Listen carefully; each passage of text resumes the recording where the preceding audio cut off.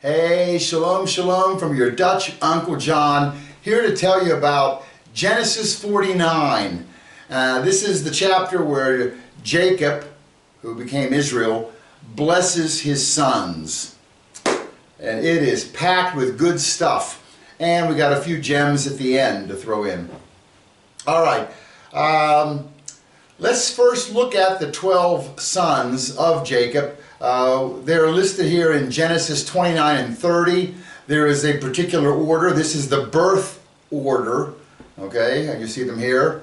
And, you know, they were born to different mothers. Remember, Jacob wanted to marry Rachel, and the father switched the brides at the last minute, and he ended up marrying Leah, and he had to wait 7 years until he could marry the next one, Rachel, the one he really loved. So here is the birth order and their mothers. Okay, the first 4 children were born to Leah. Then Rachel, she wanted to have a baby but couldn't, so she requested that her handmaid deliver babies for her. And then the handmaid, Bilhah, she had 2. Then Leah's handmaid had 2, Zilpah. Then God opened Leah's womb again, and she had 2 more sons. And finally, Rachel had her 2 sons. So here are the birth order with the mothers. Of these 12 sons, some of them became more famous than others. You can see I have some of their descendants here. Reuben, Simeon, Asher, Issachar, and Zebulun have no descendants of note. Levi, the third born, he had Aaron, Moses, and Eli. He didn't actually have I think Moses and Aaron were grandchildren, and Eli was further down, but they were descendants. Judah, from him came Boaz, King David, and Yeshua HaMashiach, the greatest of all. Dan, his descendant was Samson, Shimshon. Naphtali brought forth Barak and Eliyahu, Elijah. Gad brought Jephthah, one of the judges in Judges. Joseph yielded Joshua, Gideon, Samuel, and Deborah. And Benjamin, the last son, was the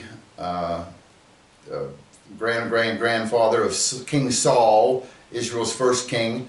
Esther, and the Apostle Paul in the New Testament was a Benjamite. And these 12 sons, they were all together right at the beginning. And at King David's time, they were all together.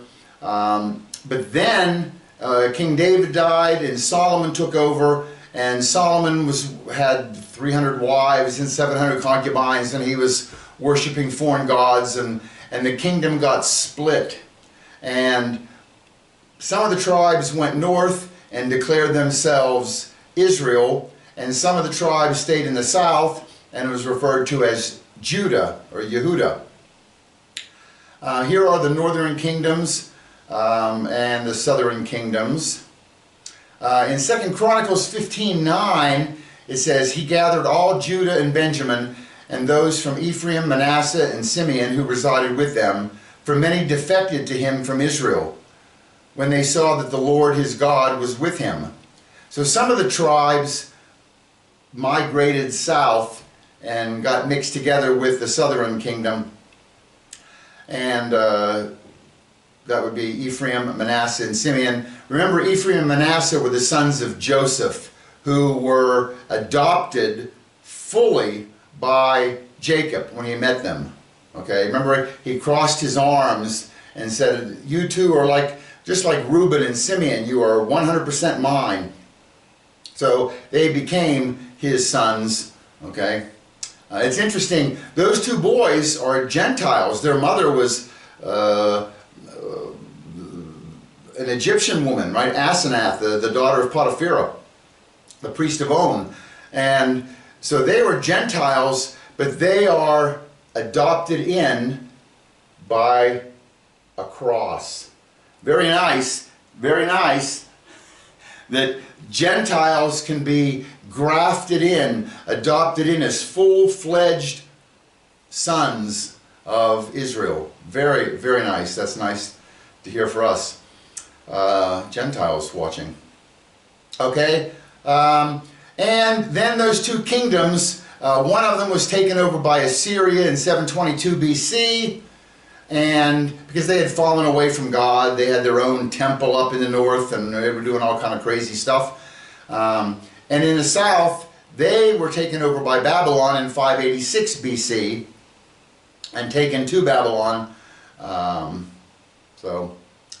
But that's not our lesson today. Let's go on. Genesis 35:23. Here it lists the births. Now there were 12 sons of Jacob. The sons of Leah were Reuben, Jacob's firstborn, then Simeon and Levi and Judah and Issachar and Zebulun. The sons of Rachel, Joseph and Benjamin. The sons of Bilhah, Rachel's maid, Dan and Naphtali. And the sons of Zilpah, Leah's maid, Gad and Asher. These are the sons of Jacob who were born to him in Padan Aram. So here, this is not even the birth order, this is just listing all the sons. All right. So Jacob had the two wives, Leah and Rachel. They each had maids. Leah's was Zilpah, Rachel's was Bilhah. Okay, by the way, I've shown you this before, but if you look at the 7 patriarchs and matriarchs of Israel, there was Abraham, who got his name changed to Abram, and married to Sarai, who had her name changed to Sarah. Okay, and they had Isaac, Isaac. Isaac was married to Rebekah, and they had Jacob and Esau, but Jacob's the one in the line, Yaakov, Jacob, and he married Leah, and then 7 years later married Rachel. And in Genesis 35:10, God said to Jacob, "Your name is Jacob, you shall no longer be called Jacob, but Israel shall be your name." Thus he called him Israel. How did he come up with that name? Well, if you look at those patriarchs and matriarchs, you have Isaac, Yod, Sarah, Shin, Rebekah, Resh, Abram, Aleph, Leah, Lamed, spells Israel. He took the first initials of the parents' and grandparents' names. Very nice. If you put the 12 sons, remember gematria, each Hebrew letter has a value. Plug the values in for each of their names. And all of their names add up to 3,182. And because there's 12 of them, we can put them into a nice Star of David here. Okay. Elohim, you know, adds up to 86. Elohim being God's title, right? And 86 times 37 equals that total, 3182. Remember 37, 3, God's complex unity, his threeness, and 7 is his completion, perfection. And 37 is woven all through the Bible. I believe 37 is God's number. If you look at these 4 sons, they add up to 1147. These 4 sons add up to 1147. And these 4 sons add up to 1147.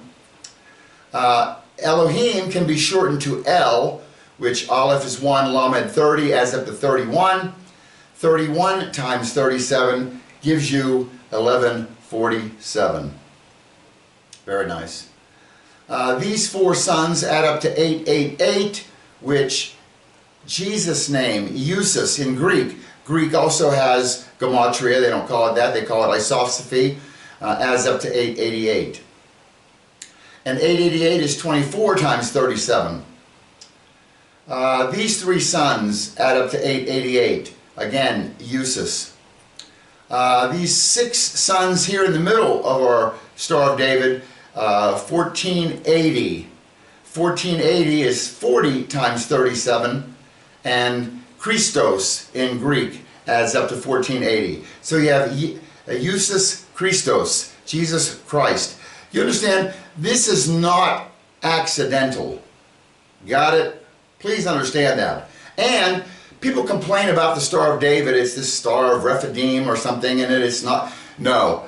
We have seen so many, countless examples of Stars of David showing up with all this incredible math hidden in it, that this is a godly thing. You know, I'm not going to do a whole talk on it. I'm telling you, watch the videos, you'll see so many examples of Stars of David. That you have Jesus Christ hidden in the names of the 12 sons. Very cool. Okay. By the way, these three add up to 814, Reuben, Dan, and Asher. 814 is, Aleph and Tav. There's 22 letters in the Hebrew alphabet. And the first and the last, the 22 letters, the Word of God here. And 22 times 37 is 814. If you take these 6, they add up to 1697. And I just said Aleph Tav is the Word of God. If you take that phrase, the Word of God, it adds up to 1697. So just some more examples. It happens in their Hebrew names, and it even incorporates some of the Greek into it. Very nice. Okay, so let's get to Genesis 49, starting in verse 1. Then Jacob summoned his sons and said, "Assemble yourselves, that I may tell you what will befall you in the days to come. Gather together and hear, O sons of Jacob, and listen to Israel, your father."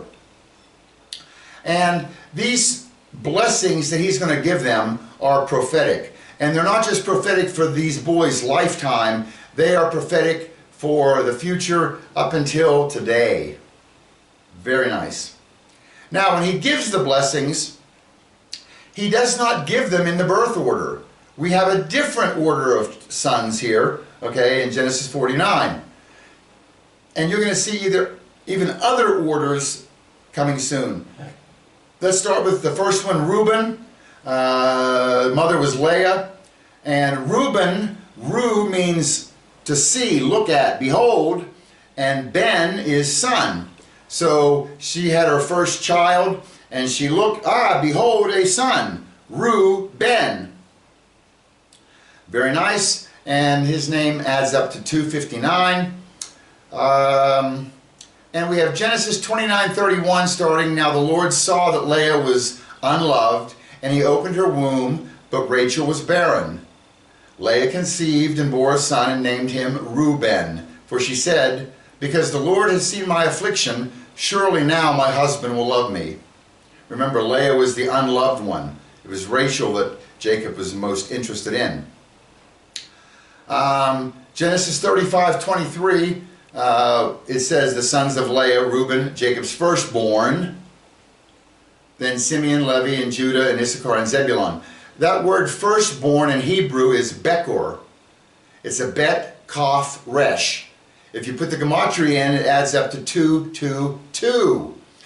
So Reuben is the firstborn, he is the Bekor, which means that in Deuteronomy 21, 17 it says, "But he shall acknowledge the firstborn, the son of the unloved, by giving him a double portion of all that he has, for he is the beginning of his strength.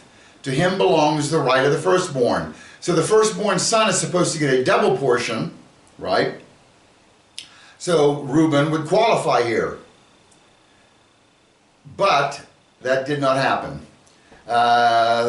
Genesis 35:22, "It came about while Israel was dwelling in that land, that Reuben went and lay with Bilhah, his father's concubine, and Israel heard of it." So he loses big points for sleeping with his father's concubine. Concubine slash wife, maybe, okay? Once you're sleeping together, and there's a verse later that's going to reference that. This reminds me of 2 Samuel 16, starting in verse 20. Remember, King David had an advisor closest advisor, Ahithophel. And Ahithophel turned on David because Ahithophel was Bathsheba's grandfather, and he was upset with David for what he did to Bathsheba's husband, sending him to the front lines of the battle to be killed, to cover his sleeping with Bathsheba. So Ahithophel gave bad advice to David's son Absalom. Absalom wanted to usurp the throne, and starting in verse 20 it said, "Then Absalom said to Ahithophel, 'Give your advice, what shall we do?' Ahithophel said to Absalom, 'Go into your father's concubines, whom he has left to keep the house. Then all Israel will hear that you have made yourself odious to your father. The hands of all who are with you will also be strengthened.' So they pitched a tent for Absalom on the roof, and Absalom went into his father's concubines in the sight of all Israel." What stupid advice. Go sleep with all your father's concubines, and that will endear the people to you. You know, it's funny because David prayed when he found out that Ahithophel turned on him. He prayed to God, make Ahithophel's advice foolish. And let me tell you, talk about foolish advice. There it is. Okay. Let's see, Genesis 37:21. When Reuben heard this and rescued, this is whenever Joseph was sent to check on the sons, his brothers, and they were jealous of him because Joseph had the coat, special coat that his father gave, and they decided, let's kill him. And here Reuben has a little redeeming quality here in Genesis 37:21. But Reuben heard this and rescued him out of their hands and said, "Let us not take his life." Reuben further said to them, "Shed no blood. Throw him into this pit that is in the wilderness, but do not lay hands on him, that he might rescue him out of their hands to restore him to his father." So, a little redeeming quality here, that Reuben was not totally heartless. And remember, all the brothers had to go down to Egypt to get grain during the famine. And little did they know, Joseph was taken out of the pit, sold into Egypt, and he became number 2 in all of Egypt, and he's the one in charge of selling grain. And now they're standing in front of him, and Joseph wants them to go back and get the other brother. He wants to make sure that Benjamin is safe, that those snakes didn't do to him what they did to Benjamin, what they did to him, Joseph. And he put them through some trials and tribulations. He locked Simeon up for a couple of days and accused them of stealing. And when they were alone, Genesis 42:21, then they said to one another, "Truly we are guilty concerning our brother, because we saw the distress of his soul when he pleaded with us. Yet we would not listen. Therefore this distress has come upon us." Reuben answered them, saying, "I told you so, I told you so." Reuben answered, saying, "Did I not tell you? Do not sin against the boy." And you would not listen. Now comes the reckoning for his blood. So now let's actually get to Jacob's blessing on Reuben. And it's Genesis 49, starting in verse 3. "Reuben, you are my firstborn, my might, and the beginning of my strength, preeminent in dignity and preeminent in power. Uncontrolled as water, you shall not have preeminence, because you went up to your father's bed, then you defiled it. He went up to my couch." So Reuben is written off in terms of the Bekor, the firstborn blessing of getting a double portion, because of what he did there. If you jump ahead to Deuteronomy 33, verse 6, Deuteronomy 33 is Moses. This is now many years later, right? Moses is giving, before Moses dies, he's giving blessings to the 12 tribes. So we're going to throw the Moses blessings in also in this talk. 33:6 of Deuteronomy, Devarim, says, may Reuben live and not die, nor his men be few. Okay, that's a nice blessing, I guess, right? May you live and not die. Okay, thanks. Okay, and may his men be, and nor his men be few.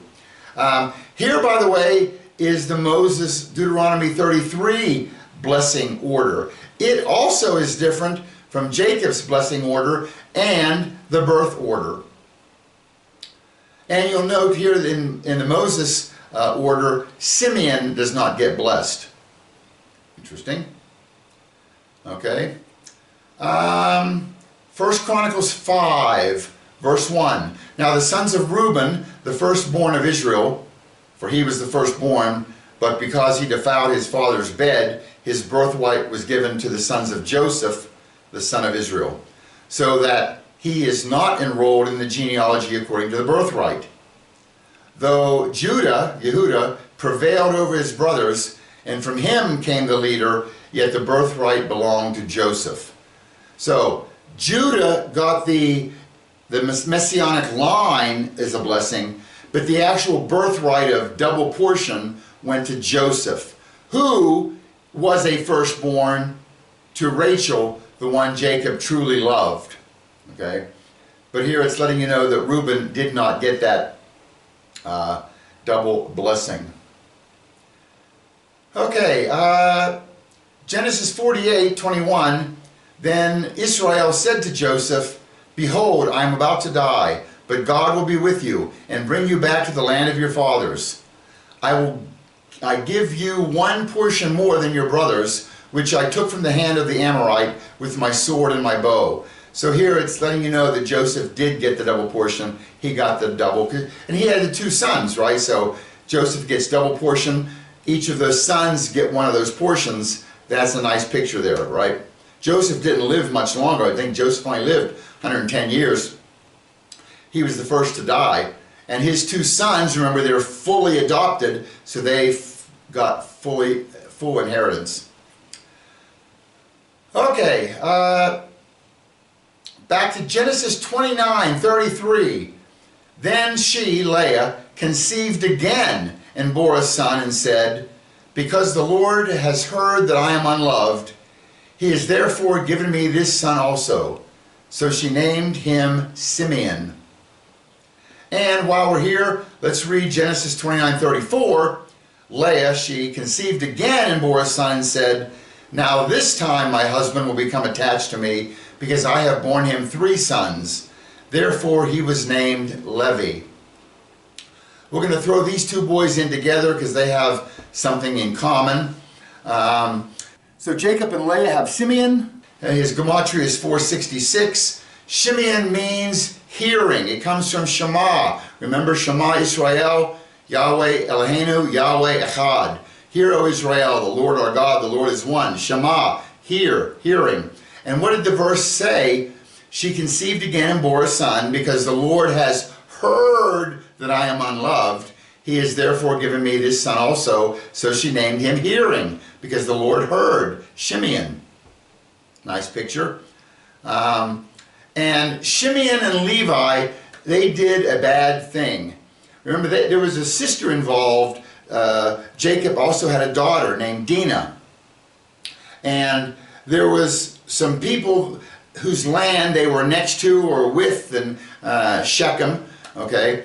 And one of the boys of Shechem wanted to marry Dinah, and Jacob said, listen, we have a God, the God of Israel, and if you want to be part of us, you have to embrace our religion, which means you have to be circumcised.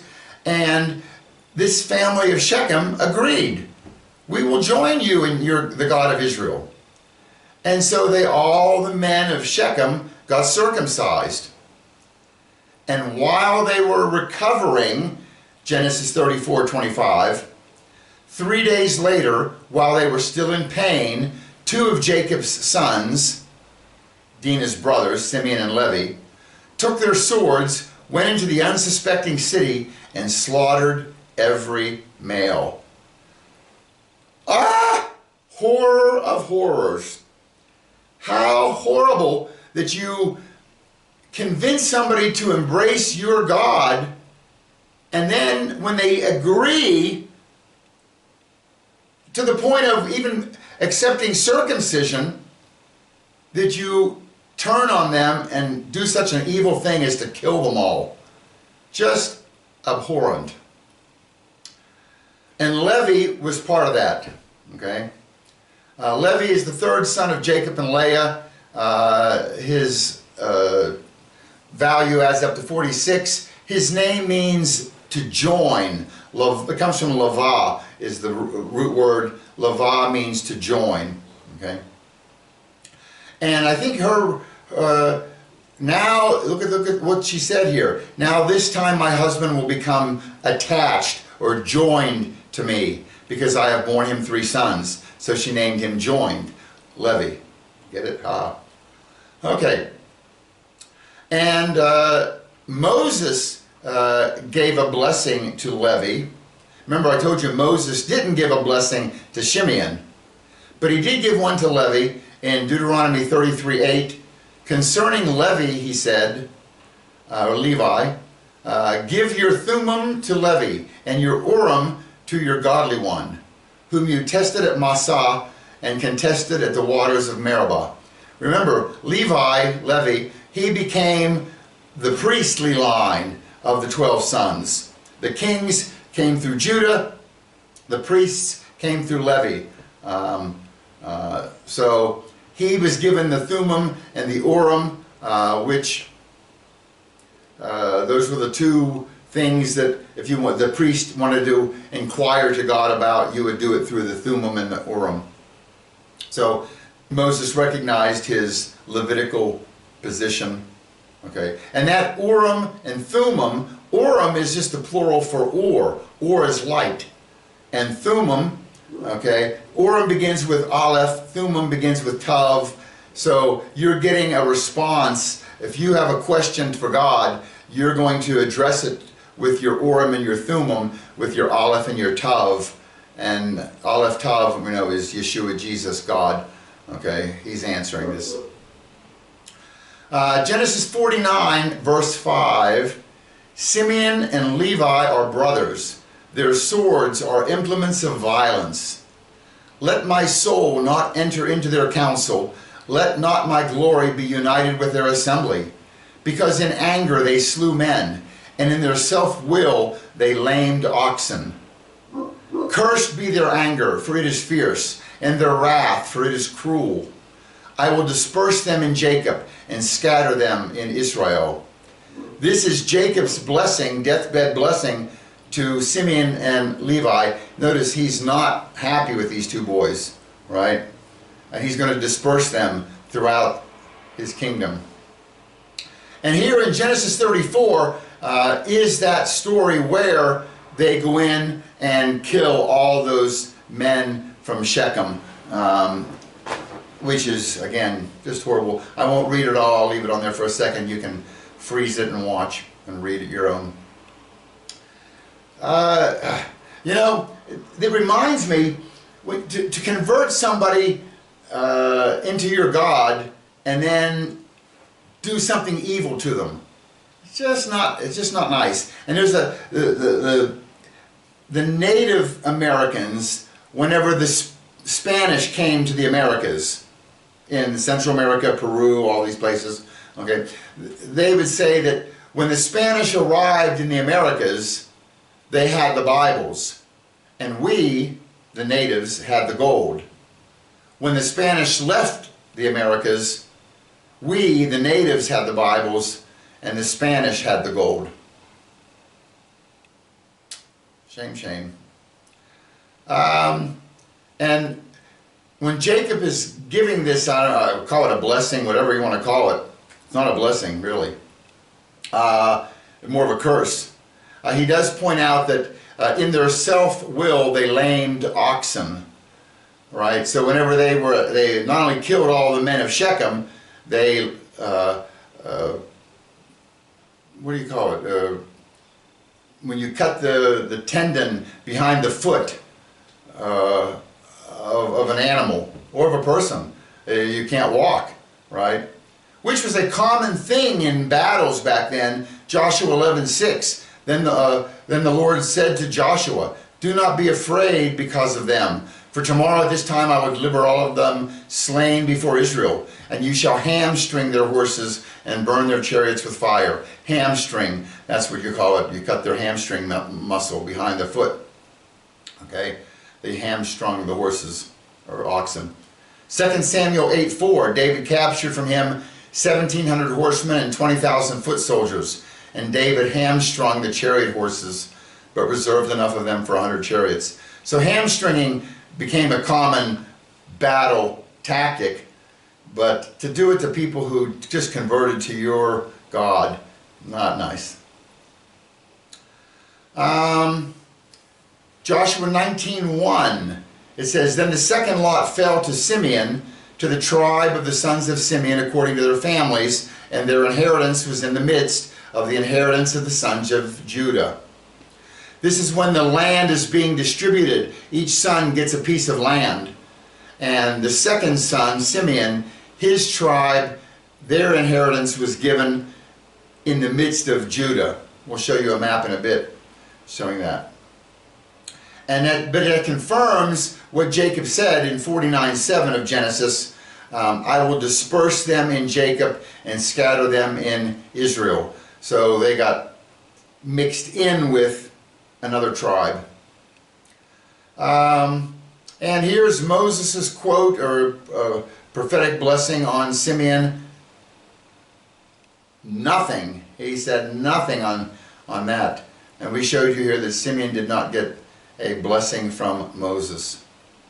In fact, if you look at the populations of the tribes listed in Bamidbar chapter 1, and then look at it again in Bamidbar Numbers 26, you'll see that Simeon's population decreased immensely, okay, by 37,000. Most of the tribes went up, some went down a little. Simeon went down a lot. No blessing for Simeon.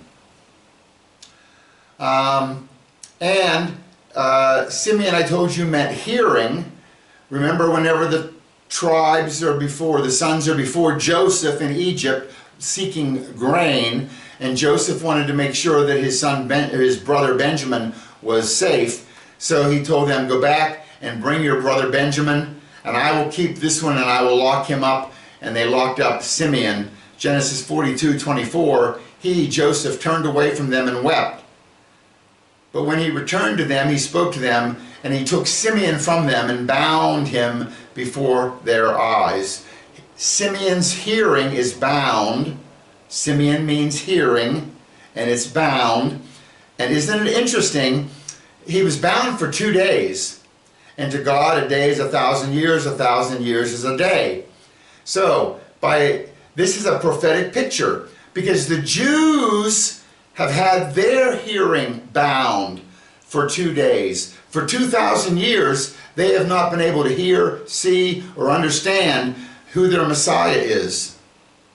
After 2 days, Simeon is released, the hearing is open. And soon, since Jesus' time, it's been 2,000 years. The 2 days have passed, or are about to have passed. And so very soon, the Jews are going to have their hearing opened, and they're going to see and recognize their Messiah. Very, very nice. Genesis 29:34, we already said this. Yeah, this is where Leah gave birth to the third son, Levi. Let's talk about Levi a bit. Exodus 28:1, "Then bring near to yourself Aaron your brother and his sons with him from among the sons of Israel to minister as priests to me. Aaron, Nadab, Abihu, Eleazar, Ithamar, Aaron's sons." Remember who Aaron was? He's Moses' brother. And how does Moses and Aaron fit into this? 1 Chronicles 6, 1, 2, and 3. It gives you the genealogy. The sons of Levi were Gershom, Kohath, and Merari. The sons of Kohath was Amram, and 3 others. The children of Amram were Aaron, Moses, and Miriam, their sister. They had three children. So Moses' grandfather is Levi, and Moses' brother Aaron became the first high priest. Remember, the Levitical line is the priest line. All right? Deuteronomy 33, 8 through 11. This is Moses' blessing on Levi. He says, starting in verse 8, of Levi he said, let your Thummim and let your Urim belong to your godly man, whom you proved at Massa, with whom you contended at the waters of Meribah. We read that already. Who said of his father and his mother, I did not consider them, and he did not acknowledge his brothers, nor did he regard his own sons, for they observed your word and kept your covenant. They shall teach your ordinances to Jacob, and your law to Israel. They shall put incense before you, and whole burnt offerings on your altar. O Lord, bless his substance, and accept the work of his hands. Shatter the loins of those who rise up against him, and those who hate him, so that they will not rise again. So Moses here gives Levi a beautiful blessing, because he's going to be the priestly line who teaches the ordinances to the other 11 tribes. Very nice. Joshua 21, starting in verse 1. Then the heads of the households of the Levites approached Eleazar the priest, and Joshua the son of Nun, and the heads of households of the tribes of the sons of Israel. They spoke to them at Shiloh in the land of Canaan, saying, the Lord commanded through Moses to give us cities to live in, with their pasture lands for our cattle. So the sons of Israel gave the Levites from their inheritance these cities with their pasture lands, according to the command of the Lord. Remember, each tribe was given an inheritance, a piece of land. But the Levites were not given land, because they're the Levitical, their inheritance is the Lord. But they did get were cities throughout. Not whole chunks of land, but cities, okay, that the Levites could have. And these became known as the cities of refuge, right? If you were guilty of certain crimes, manslaughter and stuff, you could go to a city of refuge and no one could seek revenge on you. And you, listen to this, you were safe so long as you were in that city of refuge. That's what we're talking about here, these cities that the Levites were given. You were safe in that city until the high priest died. When the high priest died, all was forgiven, and then you could resume and go back to wherever you want. You didn't have to stay locked up in that city for your protection if you were guilty of these certain crimes. Wow, where have we seen that picture before? That the death of a high priest brings forgiveness. That's the picture of Jesus. He is our ultimate high priest, and his death brings salvation. How beautiful. You know, the Jews will tell you, oh, no, there's nowhere that human death brings any kind of salvation or human sacrifice.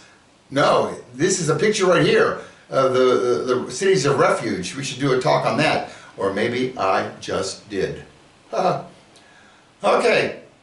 Joshua 21:3, so the sons of Israel gave the Levites from their inheritance these cities with their pasture lands according to the command of the Lord. So they got cities.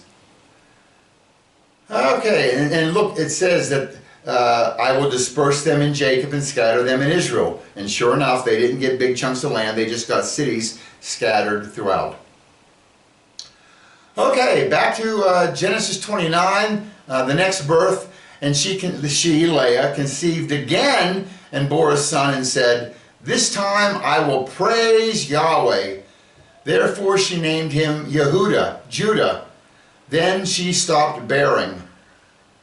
Okay, this is Leah's fourth son with Jacob, Yehudah, Judah.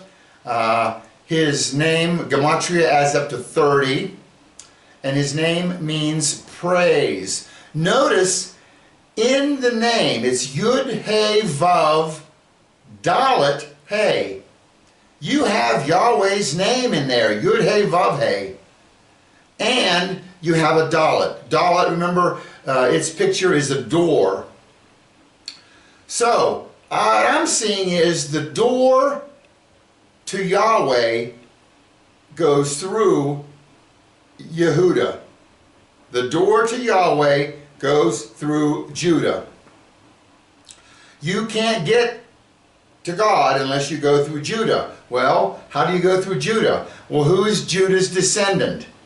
Yehuda's descendant is Yeshua Jesus. Nice. Okay, the Messiah. Okay, here's Judah's blessing. Here's Judah's blessing from his father. Genesis 49:9. Yehuda is a lion's whelp. From the prey, my son, you have gone up. He couches. He lies down as a lion. And as a lion, who dares rouse him up? Yehuda, your brothers shall praise you. Your hand shall be on the neck of your enemies. Your father's sons shall bow down to you. Judah is a lion's whelp. From the prey, my son, you have gone up. He couches, he lies down as a lion, and as a lion, who dares rouse him up? Verse 10, the scepter shall not depart from Judah, nor the ruler's staff from between his feet, until Shiloh comes, and to him shall be the obedience of the peoples. That is a huge verse there, folks. Genesis 49:10, the scepter shall not depart. What is the scepter? If you're holding the scepter, you're the king. You have the authority. Okay? So it says that the authority will not depart from Judah. So he's going to be the ruler, the king. Nor the ruler's staff from between his feet. From between his feet mean his descendants. So not just Judah is going to be ruling, but his sons are going to be ruling. And that scepter will not depart until Shiloh comes. What is Shiloh? Shiloh is a name for the Messiah. So it's saying that your descendant, you and your descendants will have the authority. You will rule until the Messiah comes. Wow, that is a huge verse. Okay, well, how does it apply? Look at John 19, starting in verse 6. This is New Testament. So when the chief priests and officers saw him, Jesus, they cried out saying, "Crucify, crucify." Pilate, the Roman governor, said to them, "Take him yourself and crucify him, for I find no guilt in him." The Jews answered him, "We have a law, and by that law he, Jesus, ought to die, because he made himself out to be the Son of God." As a result of this, Pilate made efforts to release him, but the Jews cried out saying, "If you release this man, you are no friend of Caesar. Everyone who makes himself out to be a king opposes Caesar." So they cried out, away with him, crucify him." Pilate said to them, "Shall I crucify your king?" And the chief priests answered, "We have no king but Caesar." Do you see what's happened here? The scepter has now passed. The Jews are no longer in charge. The authority is now with Rome and Caesar and Pilate, and the Jews are admitting it. We don't have the authority. We don't have the power to kill him ourselves. You know what that means? Whenever the authority is passed, Shiloh has come. So the Messiah must have come for this authority to have passed. And who was that Shiloh? Yeshua Jesus. He is the Messiah, HaMashiach. Beautiful. The scepter had passed, ergo, Shiloh had come. Nice. Okay, let's continue on with Judah's blessing. Verse 11 of 49, Genesis. He ties his foal to the vine, and his donkey's colt to the choice vine. He washes his garments in wine, and his robes in the blood of grapes. His eyes are dull from wine, and his teeth white from milk. Beautiful picture here, very poetic sounding also. Okay, he ties his foal, his young colt, to the vine. Jesus, one of the 7 I am statements in the book of John, the Gospel of John. I am the vine. So Judah is going to tie, it's tying together, right? That Jesus is from the tribe of Judah. He is that Messiah. And it lets him know that Judah is going to be wealthy. He's washing his garments in wine. He's got so much purple. He's wearing purple robes. Okay? Beautiful. He has wine. His eyes are dull from the wine. His teeth are white from milk because of all the produce he has. And when you go to the Brit Hadashah, the New Testament, it opens up, friends. Matthew 1 is the genealogy of Yeshua HaMashiach, the son of David, the son of Abraham. Abraham was the father of Yitzhak. Yitzhak was the father of Jacob. Jacob was the father of Yehudah and his brothers. And you can go all the way down. Verse 6, Jesse was the father of David the king. And it continues all the way down through Yeshua Jesus. Beautiful picture. The kings come through Judah. And there is the genealogy. Okay? According to Matthew 1. The priests come through Levi. Okay? And how do we square this circle? Jesus, he is priest and king. So if he's a priest, he has to come through Levi. If he's a king, he has to come through Judah. You can't come through two, right? You have one ancestor. So how do we get around that? Okay, well, Hebrews, New Testament 7, verses 1 through 4 gives the solution. It talks about this guy Melchizedek. Remember him? He was the king of Salem and the priest of the Most High God. And Abraham met with him. And Abraham gave him 10% of his belongings. So Melchizedek was this much earlier priest of God. And that's what's going to be referred to here in Hebrews 7. For this Melchizedek, king of Salem, priest of the Most High God, who met Abraham as he was returning from the slaughter of the kings and blessed him, to whom also Abraham apportioned a 10th part of all the spoils, was first of all, by the translation of his name, King of Righteousness, and then also King of Salem, which is King of Peace. Melchizedek, Melech is Zedek. Melech is king, Zedek righteousness. And he's king of Salem. Salem is Shalom, king of peace. Verse 3, without father, without mother, without genealogy, having neither beginning of days nor end of life, but made like the Son of God, he remains a priest perpetually. Now observe how great this man was, to whom Abraham, the patriarch, gave a 10th of the choicest spoils. And those indeed of the sons of Levi who received the priest's office have commandment in the law to collect a 10th from the people, that is, from their brothers, although these are descended from Abraham. But the one whose genealogy is not traced from them collected a 10th from Abraham, and blessed the one who had the promises. But without any dispute, the lesser is blessed by the greater.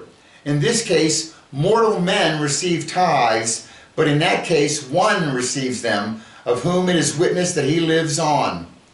And so to speak, through Abraham, even Levi, who received tithes, paid tithes, for he was still in the loins of his father when Melchizedek met him. So, Levi, priests come through Levi. But Levi, there was even a greater priest before Levi. Levi, whenever Abraham met with Melchizedek, Levi was still inside of Abraham, not even conceived, right? And so Abraham came through Melchizedek, or Melchizedek is that priestly line there. So Abraham paid homage to Melchizedek, and through Abraham came Levi, who is subordinate to Melchizedek. So Jesus, he's not subordinate through Levi, he comes through a greater priest, Melchizedek. It's hard to explain, but easy to understand.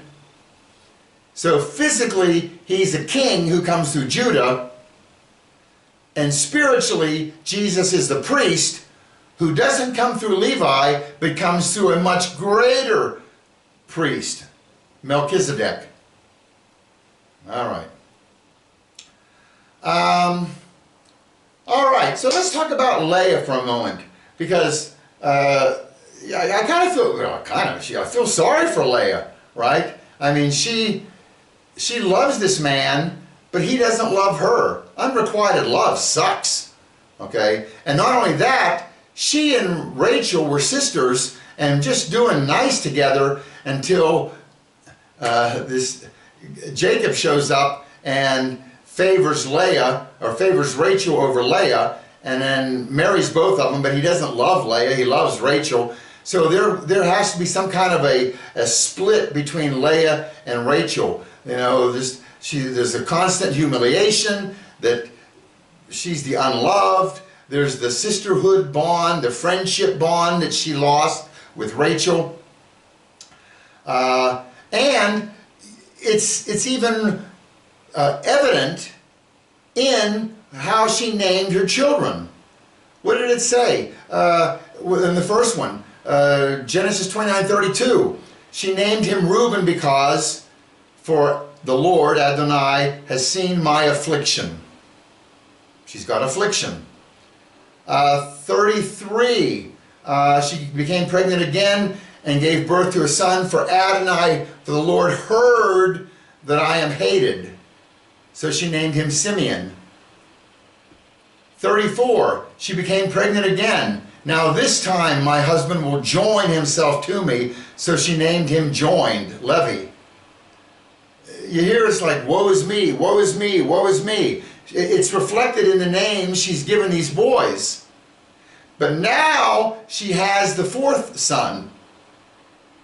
And what did she say? I think Leah finally gets the picture here.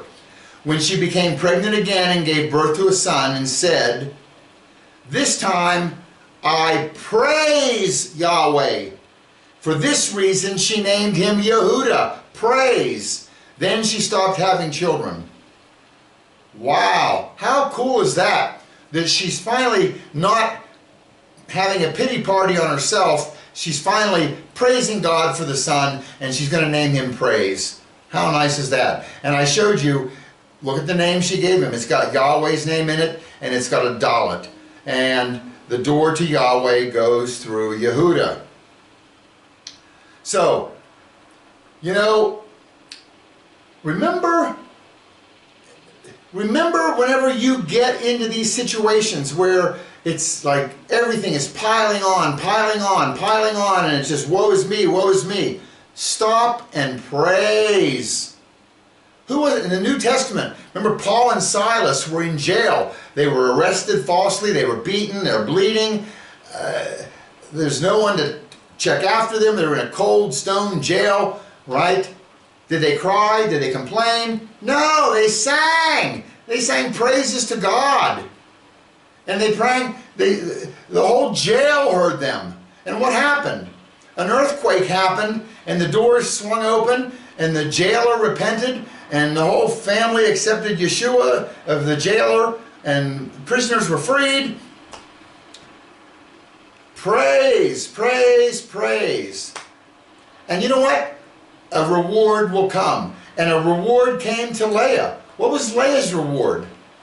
She did have some more children later on, but her biggest reward was she got to be the line of Messiah through Judah, through praise.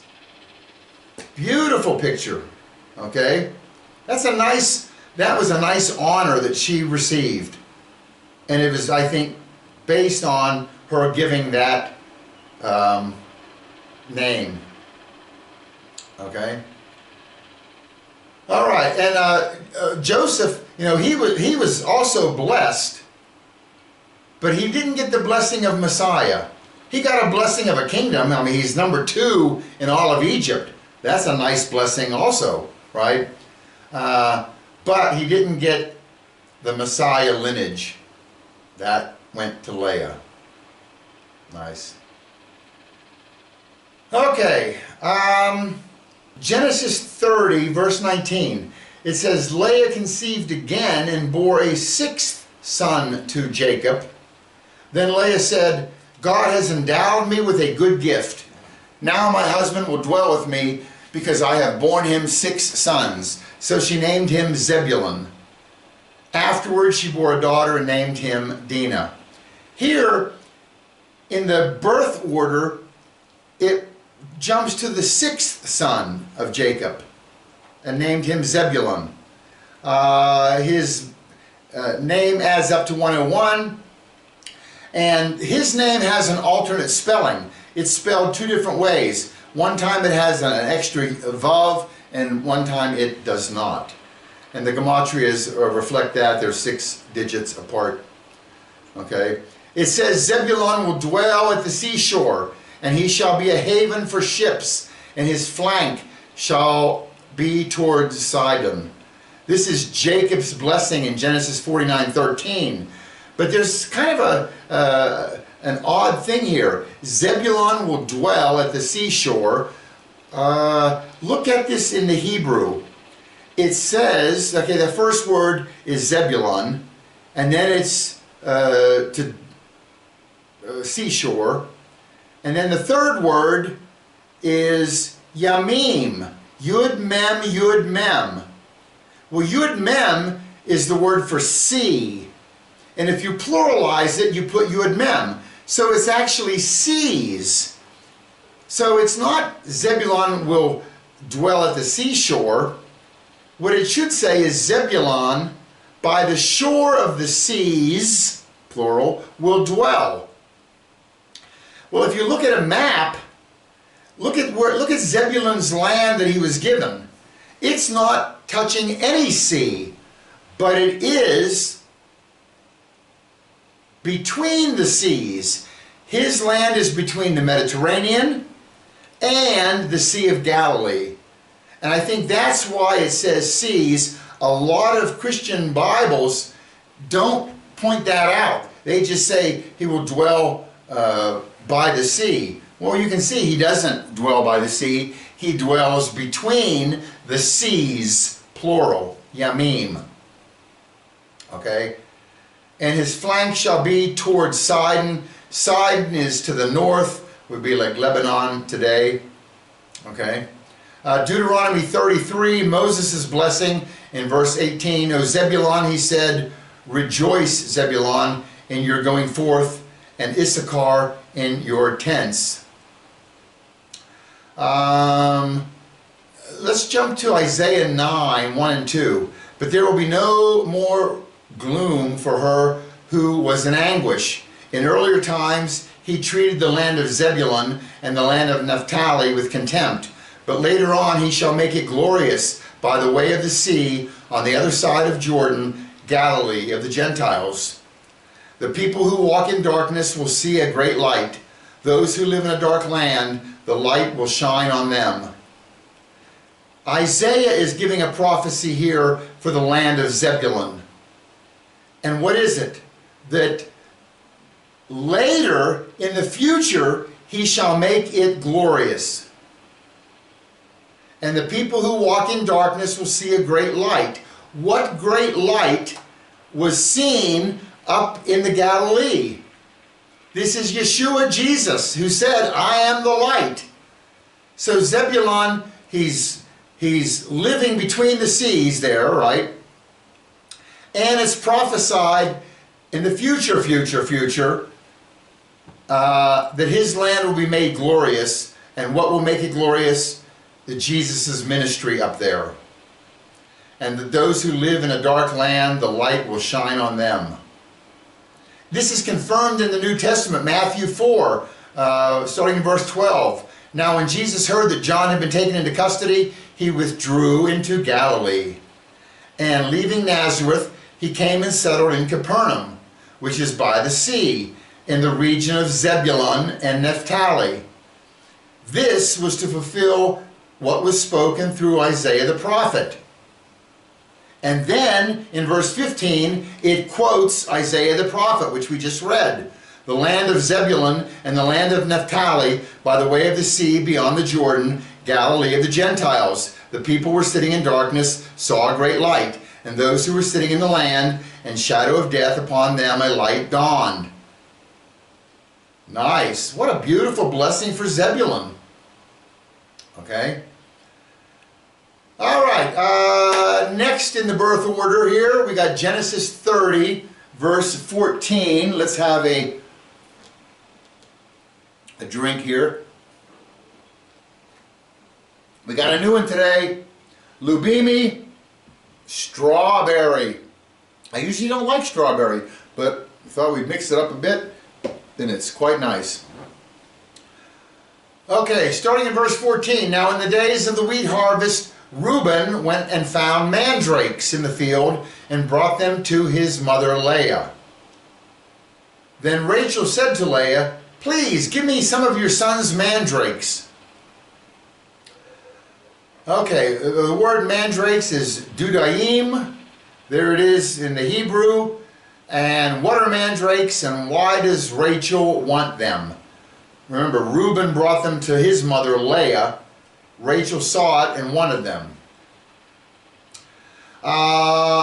Mandrakes are some kind of a plant that is supposed to have like an aphrodisiac quality to them. Okay? So when Reuben gives them to Leah, Leah is like, this will be good. This will help me or my husband will produce more babies.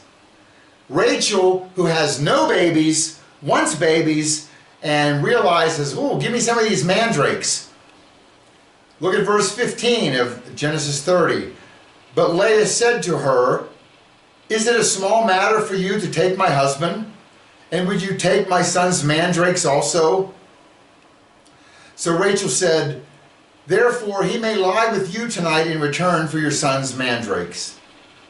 Okay, this is complicated a little bit. Remember, Jacob loves Rachel, and he's with her every night, every night, every night. Leah never gets to sleep with her husband. Leah has mandrakes, but what good are they if he's never in the tent with her? So Rachel, who wants these mandrakes because they may help produce babies for her, says, listen, you give me some of your mandrakes and I'll let you have your husband one night. And Leah agrees. So it's these mandrakes, they're going to aid in fertility. It's some kind of a plant root or something. Could be wives' tale, could not be, we don't know. Genesis 30, verse 16. When Jacob came in from the field in the evening, then Leah went out to meet him and said, you must come in to me, for I have surely hired you with my son's mandrakes. So he lay with her that night. God gave heed to Leah, and she conceived and bore Jacob a fifth son. Then Leah said, God has given me my wages, because I gave my maid to my husband. So she named him Issachar. Okay, Issachar adds up to 830. It means, this is Leah and Jacob's son, it means recompense or hiring, wages, being paid, okay? and she kind of bought this night with her husband with the mandrakes. All right. We don't know a whole lot about this son Issachar. We do know from 1 Chronicles 12:32, it says, one of the sons of Issachar, men who understood the times, with knowledge of what Israel should do, their chiefs were 200, and all their kinsmen were at their command. So we know that Issachar, his men understood the times. That was then, that could also be now. We should be like Issachar and understand the times. Because let me tell you, friends, these are some crazy times going on right now. Be aware of what's happening. It's very biblical, end of world, prophetic stuff. That name Issachar, you can break it down. What does it actually mean? Well, Ish is the first part. Ish is man. Remember, we've talked about the 6 different words that mean man in the Bible. Adam, Ish, Enosh, Gever, and in the New Testament, Anthropos and Ner. So Ish is man. The word Sakar means to hire or wage. So Ish, Sakar, wages. A man of wages. A man of hire. Issachar. Jacob's blessing on him says, Issachar is a strong donkey, lying down between the sheepfolds. When he saw that a resting place was good, and that the land was pleasant, he bowed his shoulder to bear burdens, and became a band of servants. So he compares him to a donkey. Why not a sheep? Well, you know what? That's not a bad thing, and a donkey isn't a bad thing to be. I don't know if you ever know this, but oftentimes people who do raise sheep like to have a donkey or two in that mix with the sheep. Donkeys are very protective of their surroundings and the animals that they're with. So a wolf comes at night, or a bear or something, to attack the sheep, the donkey will fight and fight. Stubborn donkey will fight to protect the group that he's with. Okay, and Issachar has a nice life here. He's lying down between the sheepfolds, so he's just taking it easy. Resting place is good, land is pleasant, and it does say something nice else about him, that he bowed his shoulder to bear burdens and became a band of servants. So he's okay with doing work, putting his shoulder to the grindstone and helping out. Okay? His name implies he's a man of hire. You know, and that's not necessarily a bad thing, is to help out somebody in need.